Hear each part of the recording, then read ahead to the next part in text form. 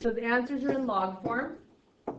Means I'm going to have to convert to a log because the variable is stuck up here, right? And the only way I can get the variable down is by converting it to a log. But currently I have 4 pieces of information. What do I have to do? Divide the 2 over. Is the answer there if we would have left it? Should be. I didn't even have it. That's not even for me. Normally they'll give an answer to 8 to 2 and 4 is 8. So we get 4x plus 2 equals 64. Then I have to convert. The base of my exponent becomes the base of my log. What's my base? 4. What goes beside it? 64, because what's friends doesn't say friends in the conversion, right? And then it always equals the exponent. That's when we bring the exponent down. So that is D. We? All right. The next one is log base B of 6 plus log base B of 4. If it doesn't have a base, what do you put on your log? This one has a B. If it doesn't have a base, 10, right? And we put 10s on each time, so it says base 10, base 10, base 10, and maybe it screams, put me together, right? So these are both log base B. Before I can put them together, they have to have the same base and they have to have 1s in front. So it's a plus 1, that's a plus 1. That's a good sign, correct? They're plus 1s. They go together as one single logarithm, and both in the numerator. So they get multiplied. 6 times 4, so I get log base B of 64. That's a lie. Log base B of 24. And then they want log base B of A. What's the value of A? 24. It's written into a single logarithm, right? Okay, the next one. I know you've done it. Do it again. Type it in. I won't write 2. Actually, list 1, list 2. No, I won't. So stat edit.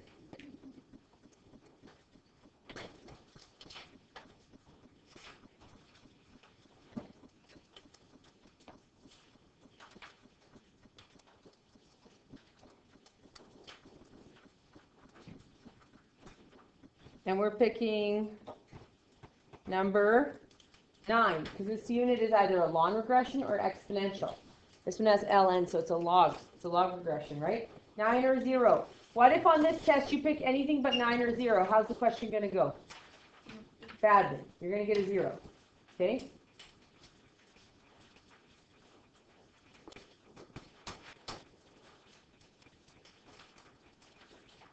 All right.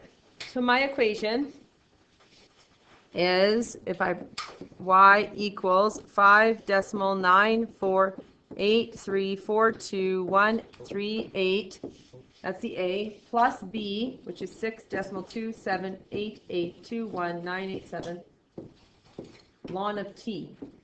And it's not y, it's an actual h. And I wrote y for some unknown reason. So that is the equation if they ask me for it. They might ask me to round it, right? But that would be the equation. Now it wants to know how tall, so the height, will the trees be when they are 11 years old? 11 years old. So they gave me what? X. So if my calculator errors, it's because my X max isn't 11 or more, right? So I'm going to go second trace value 11.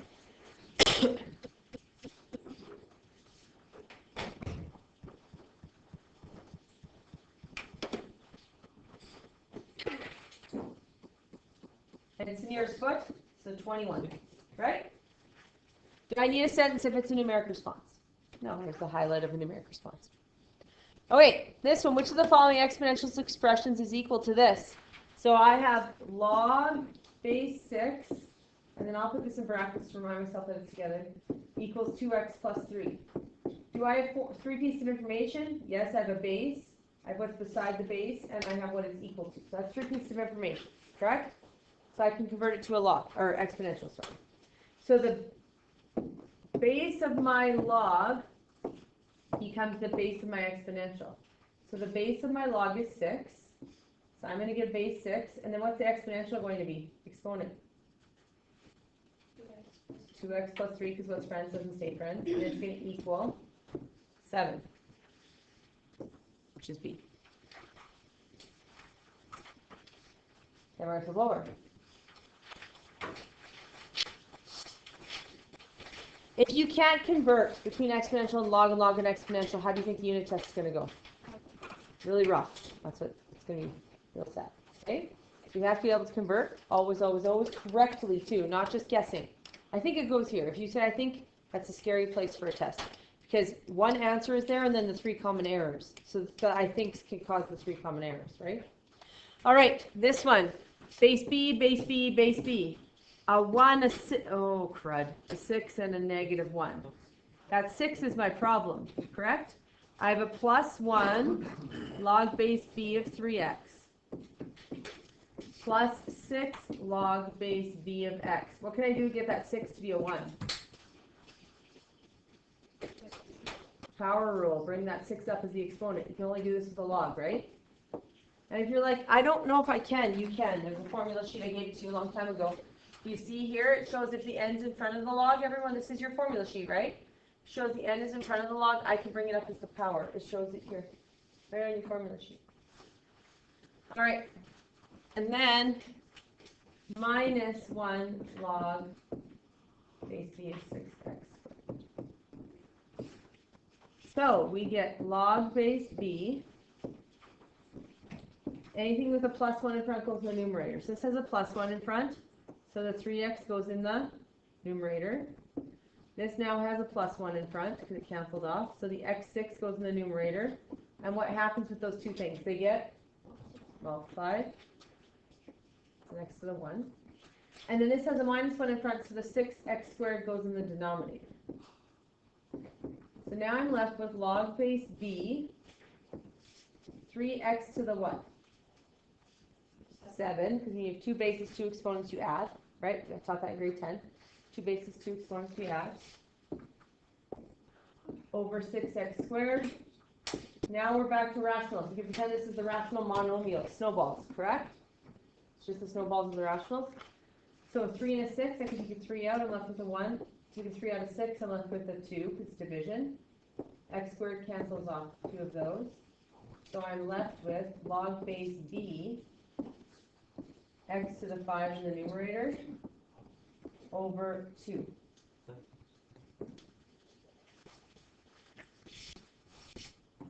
Which is A. Okay? This one is the estimated age of a colony of bacteria in a petri dish as the various population thresholds shown below. I have a population, I have an estimated aging colony. These data can be modeled by a logarithmic regression. So once again, number 9. Okay? Where x is the population. So it tells you x is the population and y is the estimated age. So it's telling you that they're in the right order. Some people are like, how do I know if the table's right? Well, it is. It's x and y, right? So everyone go to your calculator, clear out your y equals. We're practicing. Remember, your first step is to, after you're done a question, is to clear out your y equals, because we don't want to have the old y equals in that spot. Then stat, edit, clear your list. Don't delete them. Clear.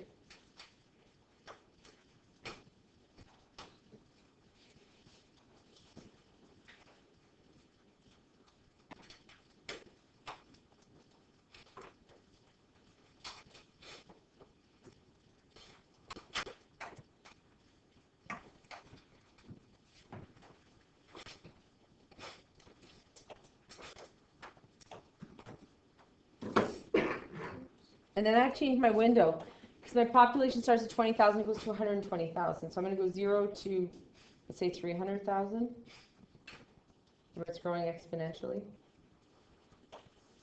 And then 0 for y to, let's say, 500.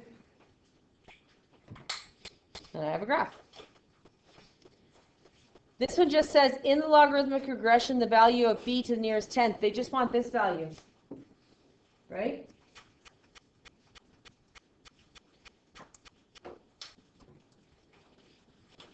And I get 28.9. 28.9. Did you guys get that? Yeah?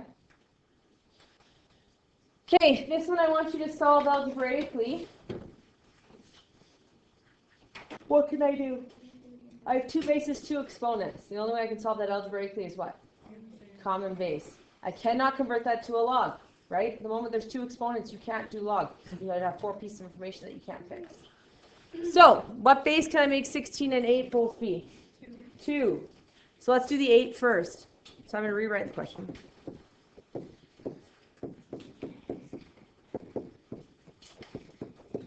All right. I was going to do the 8 first, and then I went to 16. Okay, 8 is 2 to the what? 2 to the 3. So 2 to the power of 3. And then I always remember to bracket my exponents so that I don't forget to distribute that 3 into both of them. We agree? Then I have 1 over 16. So I ask myself, 16 is 2 to the what? 16 is 2 to the what? 2 to the 4, which means 1 over 16 is 2 to the? Exactly.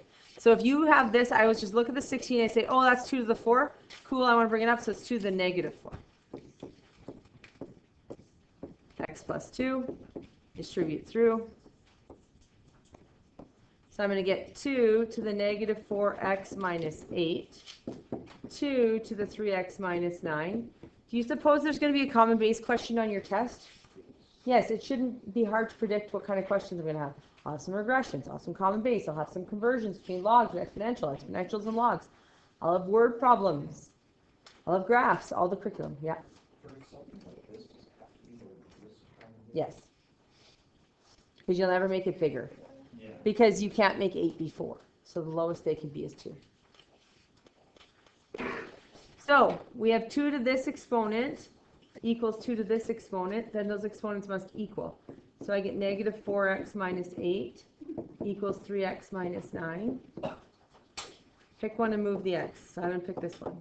Remember, if you're spending more than 2 seconds figuring out which one to move, you spent too long. So I get negative 8 equals 7x minus 9. Add 9. 1 equals 7x. Divide by 7. X equals 1/7, which I want to keep as a fraction. Okay, everyone go to their calculators. I want this in y1 and this in y2. Let's get my calculator. I can check these with my calculator, and I always put into y1 and y2 the typed question. Because what if I made a mistake in the very first step? Then it's wrong, correct? So I also put in the typed version. So if I have the fancy calculators, I can go alpha y equals enter and put in a fraction. Or if I have these ones with the color, I can go bracket and then go link, alpha link, because it gives me the fraction. You see that little green? So I do 1 over 16. Close my, nope. Okay. Close my bracket to the power of x plus 2. And then I do 8 to the power of x minus 3. And then I press graph. I have a crazy window from my last work problem, so I'm going to graph. Zoom 6. So, what do I want to find where the two of them do what? Intersect. Second, trace 5. Enter, enter, enter. And I get this decimal. Right? I can change every decimal off of my screen to a fraction. We agree? If it's able to be changed to a fraction. Sometimes they can't. So remember, now x is that on my calculator. The new when I find a new x, then it'll be that. It just changes each time. So if I go second mode, I can go to my main screen and I can press X, enter now. And it'll pull up that decimal. Do you see it? Right? How do I turn a decimal into a fraction?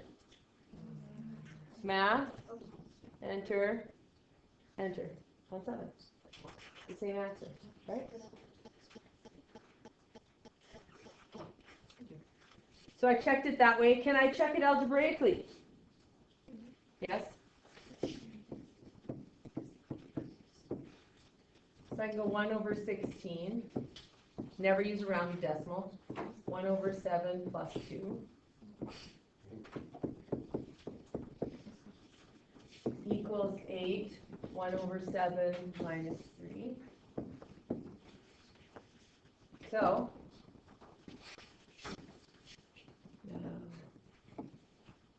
fine, I didn't want you anyways. All right. If I type it into my calculator, 1 divided by 16 to the power of 1/7 plus 2.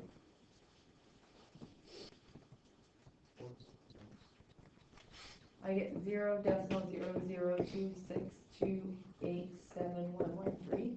And I type the other one in, 8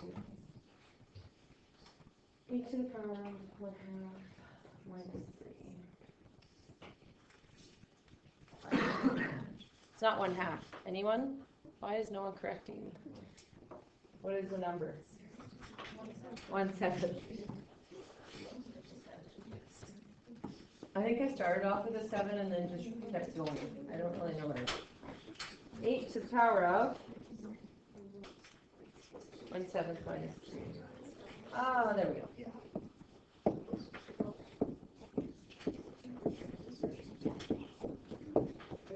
Right? We agree? Okay. And then we know we're right in 2 different ways. Okay, we're going to open up our notes. It has example 6 at the top. We're here. Yeah. All right. We talked about this with word problems, with exponential word problems. So it's halfway down the page after example 6. Yeah, it's page 19. All right. So we talked about word problems. When I gave you a word problem like this,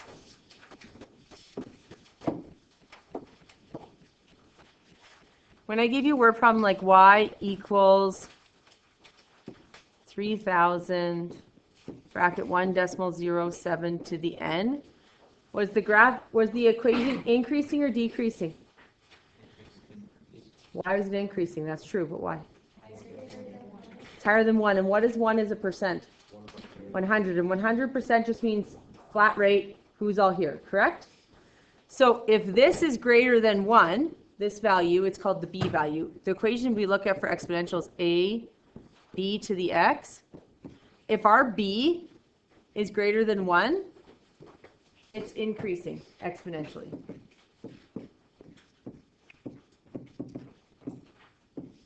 How much is it increasing exponentially by? 7% or 0.07, right? 7%. That's how much it's increasing by. So what did I say in order to get decreasing exponentially? It has to be lower than 1, right? So if I gave you a question like this, y equals 2,000, 0.93 to the n. So this would be y equals a b to the x. We agree? My b this time is between 0 and 1. If it's between 0 and 1, what is it doing? Decreasing, because it's lower than 100, right? It's exponentially decreasing, or decaying, or depreciating. How much is it decreasing by? Pardon? 7%. Did you see that I gave you 2 equations? One is increasing by 7, and one is decreasing by 7? Because they're both 7 away from 100, correct? And it's how far we are away from 100 that matters. So a lot of people will tell me it's decreasing by 93%. No, it's not decreasing by 93%. That's what's left. It's decreasing by 7. All right. We're not going to complete the table over there. We're just going to compare these. So you tell me we have y equals 2 to the x. Okay? What would my a value be if I need to be in the form a b to the x, like up here? Because every single exponential is actually in the form a b to the x. What is my a if it's not here? Pardon? I think I heard it. I just don't know. If it's 0, what happens? What's 0 times something? 0. So can it be 0? No. If I put a 1 there, does it change it? If I put a 1, does it change it if I multiply something by 1? No. So if your a is missing, your a is a 1. Okay? We agree? So here my a is 1, my b is 2. Correct? So if my b equals 2, what is happening to this graph? Increasing or decreasing? Yeah. Increasing. Why? Because it's greater than 1. It's greater than 1. It's actually 2. What is 2? It's 200%, correct? What was it initially? 100%. And now it's 200%. So what happened to it? It doubled. So this is exponential increasing or exponential growth, I'm going to put. And in this case, it's doubling.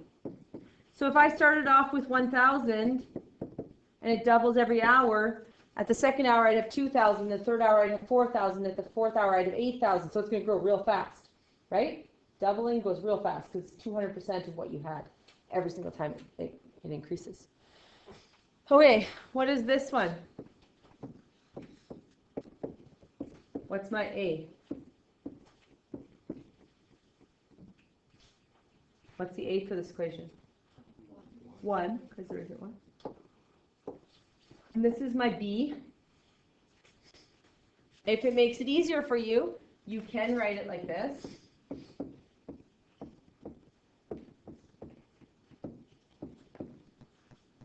Whatever's way is easier for you to understand, okay? Is it increasing or decreasing? Decreasing because it's between 0 and 1, right? This B value here is greater than 1, so it was increasing exponential growth. This is between 0 and 1, so it's exponential decay.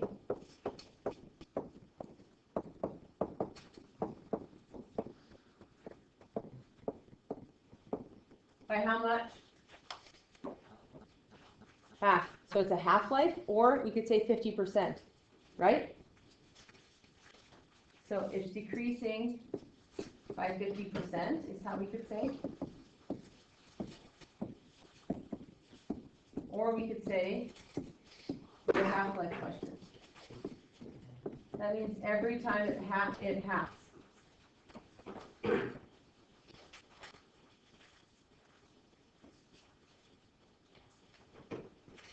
Okay, we're going to sketch the graph now to the side. So I can type y equals 2 to the x into my calculator and pull out a table. Or I can say, okay, y equals 2 to the exponent x, correct? So this y would be 2 to the negative 3, which is 1/8. This y would be 2 to the negative 2, which is 1/4. This y would be 2 to the negative 1, which is 1/2. So currently I have 1/8 at negative 3, which is really close to 0. And I have 1/4, which is 0.25, still close to 0. Then I have 1/2. Then I have 2 to the 0. What's 2 to the 0? It's anything to the power of 0. 1. Anything to the power of 0 is 1. So it's 0, 1. And remember I have to say x scale 1, y scale 1. Then I don't have to label all the axes. So this one's going to be 2 to the power of 1, which is 2. That's 1 and 2. Then 2 to the power of 2, which is 4.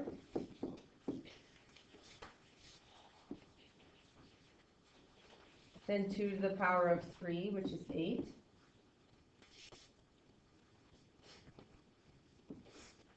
Then 2 to the power of 4, which is 16, which is too high. Now, guys, we are all used to, everyone paying attention, put your pencils down once you have that drawn. We are all used to doing regressions from a table of values, correct? But a table of values is just coordinates, isn't it? Isn't a table of values just coordinates? This is negative 3, 1/8, negative 2, 1/4, negative 1 1/2, 0, 1, 1, 2, 2, 4, 3, 8, 4, 16, yes? So could they ask you for the regression, exponential regression, and just give you a graph? Could they? What does a graph just have? X and Y's. So you put your x in list 1, your y in list 2. Move to your next point. Your x in list 1, your y in list 2. Move to your next point. Your x in list 1, your y in list 2, right? So they don't have to give you a table of values and ask for regression. They could give you a graph. Now, if I connect these are going up here and growing really fast, correct? Started slowly and then grew really fast. Now what's going to happen is these are going to get closer and closer to 0, but they're never going to touch the x-axis every single time. So we run it along the x-axis. And just so you know, along the x-axis is a horizontal asymptote. So on here we put a dashed line right on the x-axis. Great thing about 30-2 is your horizontal asymptote is always the x-axis. In 30-1 it can move because of transformations. In 30-2 it cannot. So for this one, y equals 2 to the x, we have a horizontal asymptote, and sometimes they just ask that.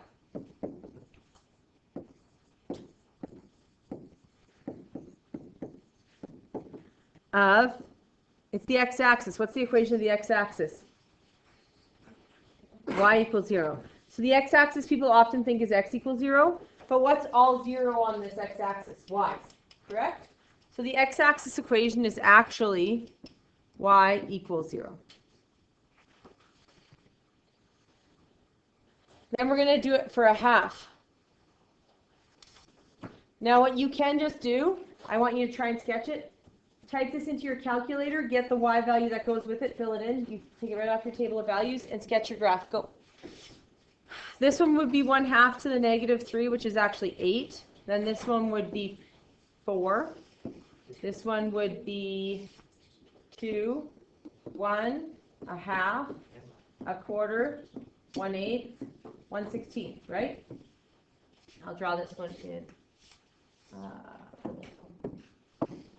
All right, so we have -3 and 8, and then -2 and 4.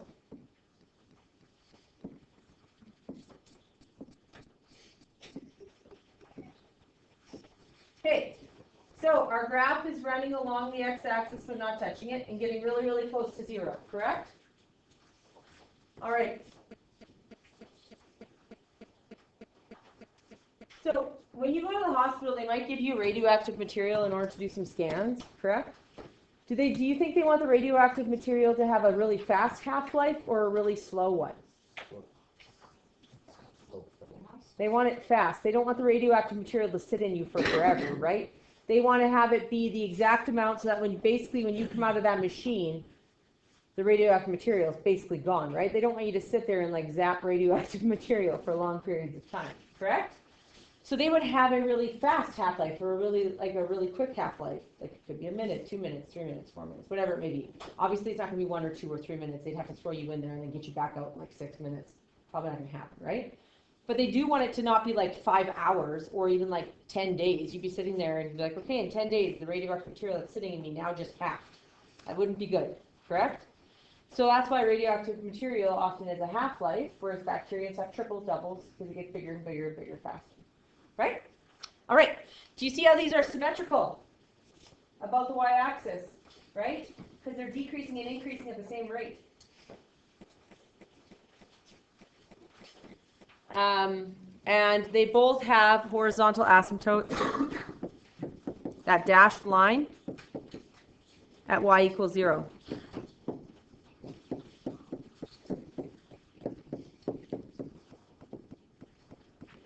Okay? Then we're going to flip over.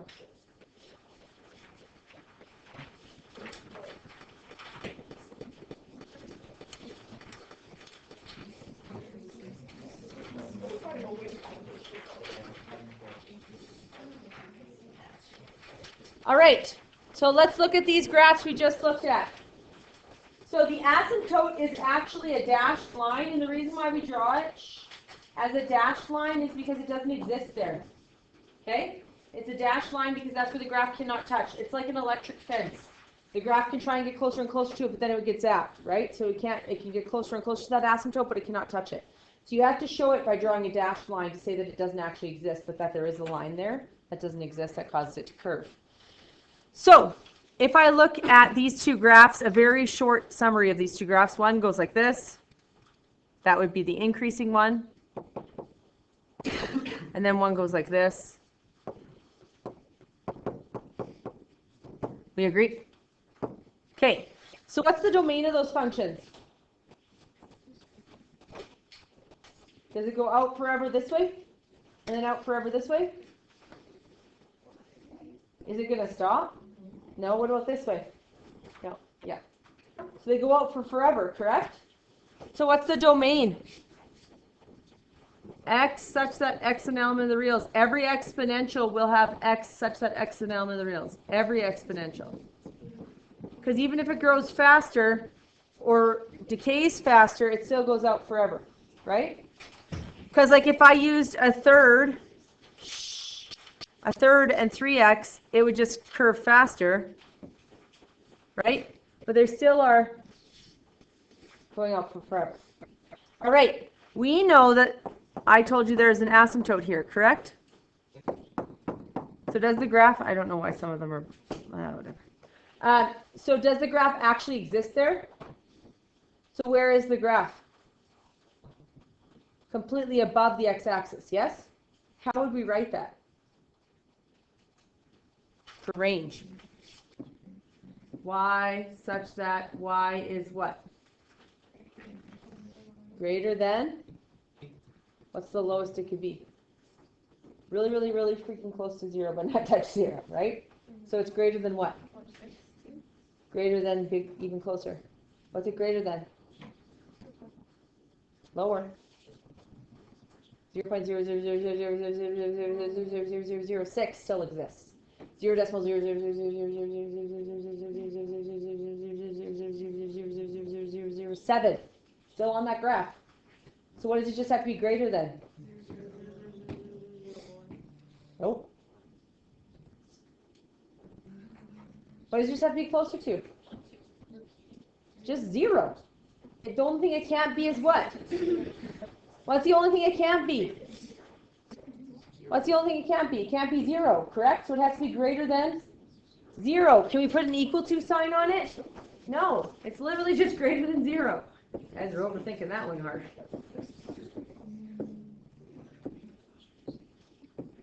Because 0 is the asymptote. It can't equal it. Trick question. What's the x-intercept of the graph? Pardon? Someone said it, I think. There are none. No x-intercepts. Because there's an asymptote on the x-axis, which is where I cannot be. Correct? So both of these, the x-intercept of the graph? Yep. No x-intercept. When I hear y-intercept, what should I think? I hear x-intercept, I say y equals 0. I hear y-intercept, I think x equals 0.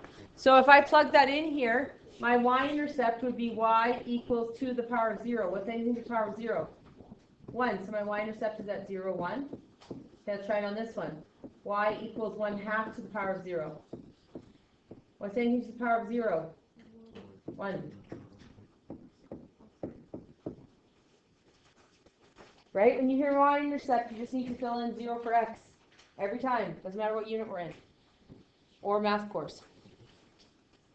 What's the equation of the asymptote? Well, we have horizontal asymptotes because it's a horizontal line. And what's the equation of the horizontal asymptote? Y equals 0 because it's the x-axis.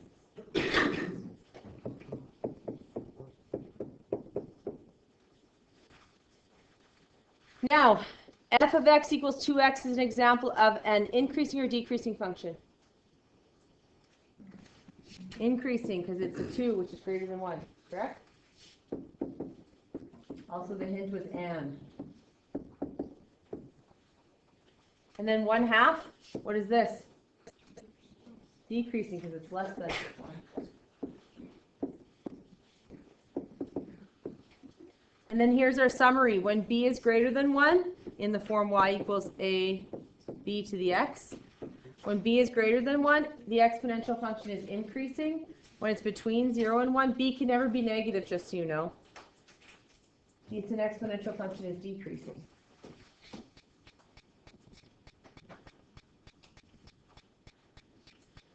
So example 2, I want you to instantly write increasing or decreasing. You can even go I or D. Go. A, B, C, D, right? If it's I or D. What are the A values on all of these? There are no A values, so what is the A value? 1. So this would be 1, then 3 to the x. This would be 1 and 1/3. This would be 1 and 10 to the x. This would be 1 and 0.2 to the x, correct? So these are, the ones in the brackets are all of our B's. If B is greater than 1, it's increasing. If B is between 0 and 1, it's decreasing. This one is a 3. So what is it? Increasing. And it's 300%, so it's tripling, correct? What's this one? Decreasing, because it's 0.33333, which is between 0 and 1. What about 10? Increasing. What about 0.2? Decreasing. How much is it decreasing by? Pardon? How far away is it from 1? It is not. It is 0.8. It is decreasing by 80%. Remember, with decreasing, it's how far away from 1 it is. So it's never the actual answer. Do you think they'll give 0.2 as how much it's decreasing by? Yeah, it's wrong every time. It will be there. It's picked more than the correct one. Increasing is how far above 1. So if I give people 1.10, they'll say, oh, it's 10%. If I give people 0.90, they say, oh, it's decreasing by 90. No, same rule. How far away is from 1? How far away is this one from 1? 0.1. How far away is this one from 1? 0.1, just below, so it's decreasing by 0.1. How far away it is from 1. The rule doesn't change whether it's above or below. All right. I want you to give me the value of A, value of B, y-intercept, increasing, decreasing, domain, and range. Go. What's the A on this one, though, first? It's just a 1. So go. Try it out. So, what's the value of A of the first one? Y equals 1 to the 3x. A is 1. What's B? What's B? 3. What's the y-intercept? Y equals 3 to the 0, because when we hear y-intercept, we think x equals 0. What's 3 to the power of 0? 1. So what's my coordinate? 0, 1. Is it increasing or decreasing? Increasing because of the 3, right? I don't know, I just circled that. I'll just leave those little circles. Increasing. Now, whether it's increasing or decreasing, what's my domain? Does it ever change for exponentials? No, watch this. I'm so bold as to just draw an arrow. Could you do that on a test, just draw an arrow? No, that'd be silly. Okay, what's the range? If the graph is like this or the graph is like this, they're both still what? Above 0. So, range y is greater than 0. Try not to put the equal to sign like I just did. Can't be equal to 0 because that's where my asymptote is. Look, I drew an arrow. Can I draw an arrow on a test? I repeat. Don't be like, Mrs. Lepp, you drew an arrow. I will go back to 38.17 seconds, and then I will repeat this and be like, look, I said you can't. Okay? But they are all the same. Okay, what about this one? What's my A value? 2. What is my B? 3. What's my y-intercept? What's 3 to the power of 0? 3 to the power of 0 is 1. What's 2 times 1? 2. So what's my y-intercept? 0, 2. Is it increasing or decreasing? Increasing because of the 3. What's my A of this one? 5. What's my B? 3. What's my y-intercept? 5 times 3 to the 0 turns to a 1, so it's 0, 5. And it is increasing.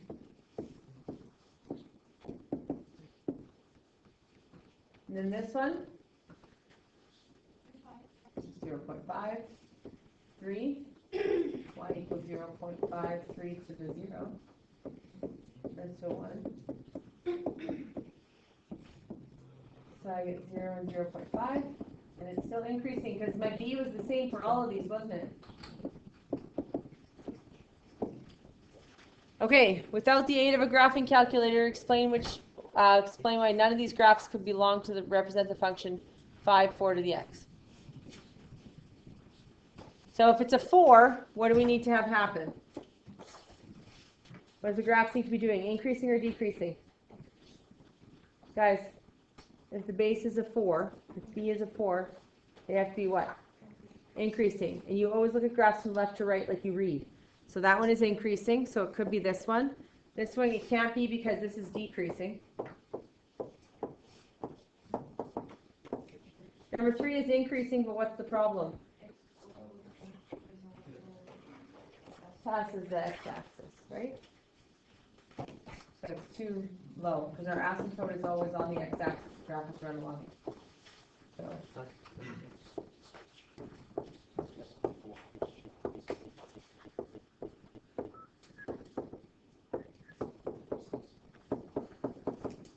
What's my problem with A? Because this actually doesn't work. Yeah. Why?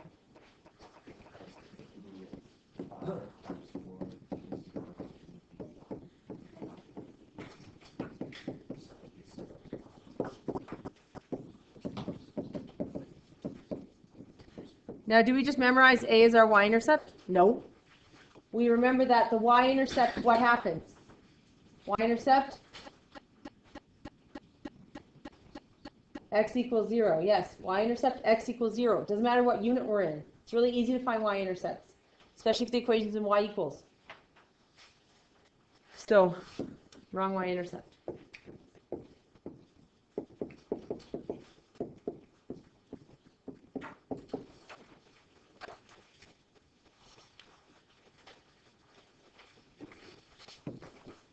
Finish these for tomorrow. Go. I love the gasp that came with those 3 questions. Like I asked you to do like a whole I don't know, run a marathon. So get out, do the 3,000 meters. That I would do. I'd be like, yeah, not okay. Yeah, not enough water in the world. Is it? We're in a drought, even if it weren't. Won't be able to do it.